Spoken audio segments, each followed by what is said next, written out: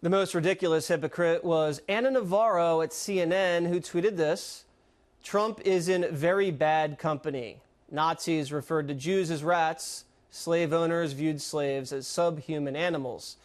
But a year and a half ago, she had this to say. Should Donald Trump drop out of the race? Yes, he should drop out of the human race. He is an animal. Apologies to animals. Joining me now is author and columnist Ann Coulter. Ann, take it away. Ana Navarro wasn't the only one. Another very attractive never-Trumper, Jennifer Rubin, has called anyone who opposes amnesty for illegals beasts. Ooh. Inhuman beasts were you raised by wolves. It's part of a larger phenomenon. I'd love to see the left defending MS-13. They are beyond animals. Animals wouldn't do things like this. Yeah, I mean, look at some of the things that these people do. They rip your heart out while you're alive, behead you, sex trafficking, sexual torture, cutting off limbs with machetes. Now the left is now defending these people. The same week they defended Hamas. The week before, they defended Little Rocket Man. Well, it's everything to make Trump look bad. Well, there's that, and generally their love for animals, but not the nice kind of animals. But right. I mean, in particular here, when it comes to immigration, their position is anyone who is not an American is better than an American. They just want them coming nonstop, open it up. That's why we have to, presume that they're all valedictorians and, oh, they're adding so much. They hate regular Americans. They hate flyover people. That is the overall point, which is why you can catch them in these preposterous hypocrisies. Yeah, they don't like flyover Americans because they don't vote for Democrats. They want new voters. Well, that's a big part of it. But it's also a cultural thing. They hate this country and want to replace us. Which it's good to see them revealing it. And by the way, another one I really hate Facebook, but my tweets go there automatically. And the fascists at Facebook alerted me, told me I had to take a post down that had been a tweet. It was a retweet that referred to illegal aliens as parasites.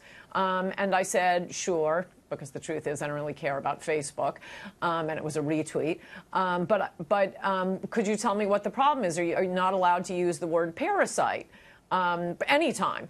And they, emailed back saying, well, you're calling immigrants parasites. I said, no, it's specifically describing lawbreakers and illegal immigrants. So it really is just this anyone who isn't an American. Oh, and by the way, I don't know how to take it down because I hate Facebook and it's not user-friendly.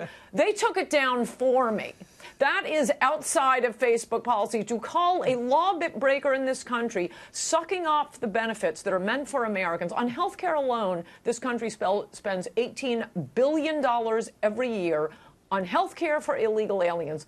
How much of a wall could we get for $18 billion? I mean, listen, you can't even make an analogy with these people. Obviously, Trump doesn't believe that MS-13 gang members have tails and fur and hooves. No, they're cute. It's an analogy, people, and that's how people talk about disgusting, inhuman behavior when you slash people's faces up with a machete. I want to talk about some of these Democrats that want to impeach President Trump. Now, you guys got to see this. And I don't know if you've seen this yet. The high crimes and misdemeanors. They have a list in the impeachment resolution. This is Al Green, Representative Al Green, Democrat. These are some of the things they want to impeach President Trump for. Are you guys ready?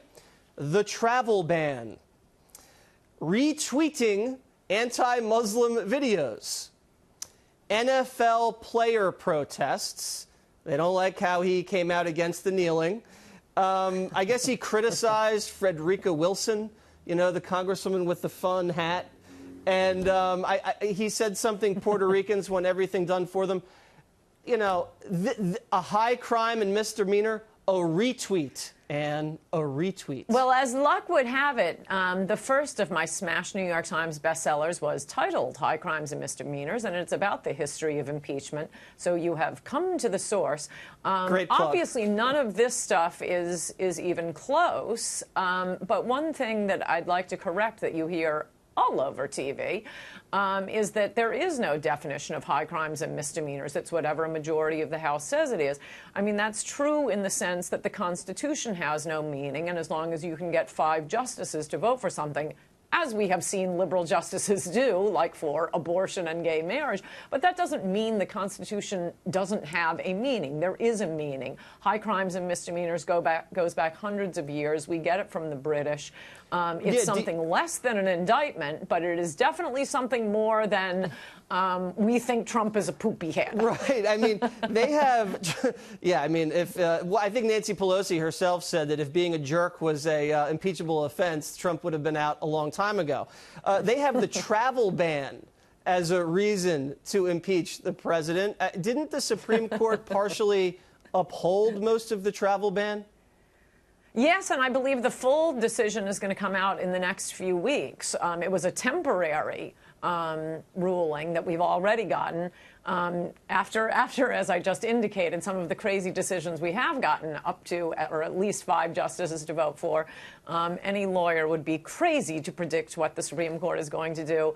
But wow, I can't believe the Supreme Court is not going to uphold the travel ban. I mean, it's both a slam dunk. The president's constitutional authority, it is his statutory authority. Everybody knows it. So now, so yeah, Trump is impeachable for doing something that the Supreme Court is about to say is constitutional. Right. The constitutional scholars at the House Democrat caucus.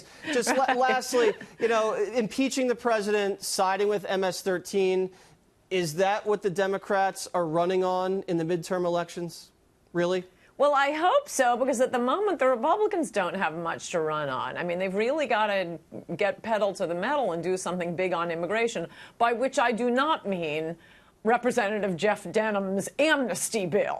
Right. How many times do we have to go through this, Jesse? Right. No, the wall has to be built, it has to be big, and it has to be beautiful. And who's going to pay for it, Ann? Mexico, though we don't really care, just build the wall. There it is. Ann, thank you very much. Thank you.